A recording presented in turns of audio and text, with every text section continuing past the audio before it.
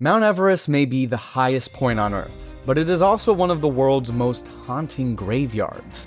Since the first recorded attempts to summit it, more than 300 climbers have died on its icy slopes. Many of those bodies remain on the mountain, frozen, preserved, and often visible to the thousands who attempt the climb each year. The extreme altitude, the deadly weather, and near impossible logistics make recovery missions rare and dangerous, leaving these fallen climbers as somber markers along the route to the top of the world. Among the many who have never returned home, a few stories have become iconic, etched into the mountain's mythology and forever tied to Everest's unforgiving legacy. These are the 5 most famous climbers whose remains still lie on the slopes of the world's tallest peak. Perhaps the most well-known body on Everest is the one nicknamed Green Boots. For nearly 2 decades, every climber ascending the northeast ridge has had to pass a small limestone cave where a pair of bright green mountaineering boots marked the frozen body of a fallen climber. Most experts believe Green Boots to be Tsewang Paljor, a member of the Indo-Tibetan border police who perished in the 1996 Everest disaster. Paljor and his teammates were caught in a violent storm not far from the summit. While the exact details of his final moments remain unclear, his body's position made him an unavoidable waypoint for climbers for years. Although his remains are believed to have been moved out of sight around 2014, the legend of Green Boots endures, reminding every climber that the path to the summit is aligned with those who never made it home.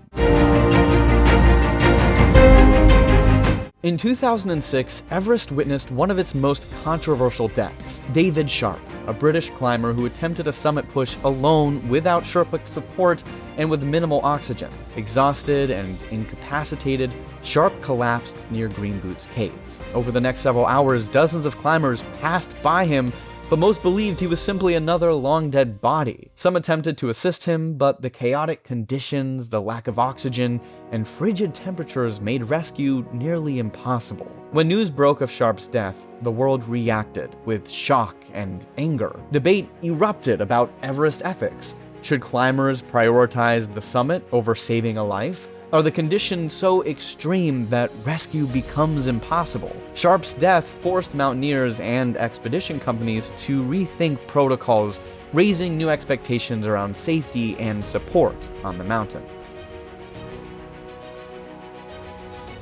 Long before Everest became a commercial climbing destination, early explorers set out to conquer it with rudimentary equipment and boundless determination. Among them was George Mallory, a British mountaineer who vanished in 1924 alongside Andrew Irvine during a pioneering summit attempt. For 75 years, the fate of Mallory and Irvine remained one of the mountaineering's greatest mysteries. But then in 1999, an expedition discovered Mallory's body high on the north face, remarkably preserved by the frozen climate. Mallory's remains reignited the most enduring question in Everest history. Did he reach the summit before he died? Some clues suggested he might have, others cast doubt. And to this day, Irvine's body and the camera he was believed to be carrying has never been found, leaving the truth forever frozen somewhere on the mountain.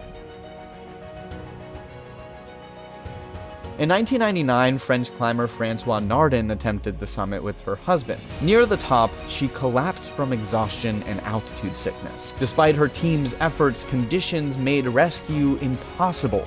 She died where she fell, her body reportedly lying peacefully on a snowy slope. Climbers began referring to her as the Sleeping Beauty of Everest, a nickname that sparked debate.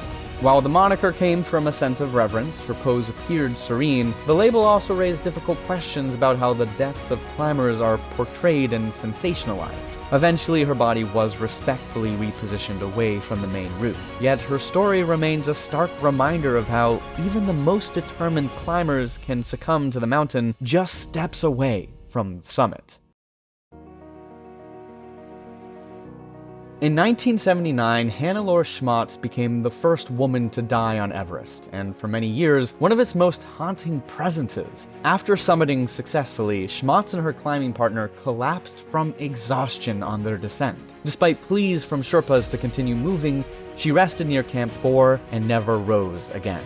For years afterward, climbers passing the South Pole route reported seeing her body sitting upright, leaning against her backpack. eyes open and hair blowing in the wind. Her frozen figure became one of Everest's bleakest symbols of the cost of climbing. Eventually, fierce winds pushed her body off the ridge and down the Kangshung face, where it disappeared from view.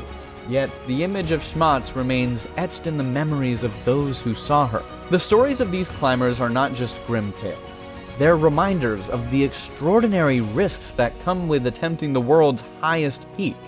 Everest is a place where triumph and tragedy walk side by side, where ambition meets the limits of human endurance, and where the environment itself decides who returns and who stays forever.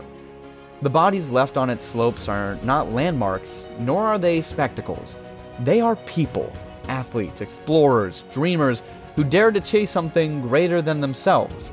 Their frozen forms serve as memorials to that courage, and as a sobering truth for every climber who passes by. On Everest, the mountain always has the final word. If you liked this video, please give it a thumbs up and subscribe to the channel. Cheers.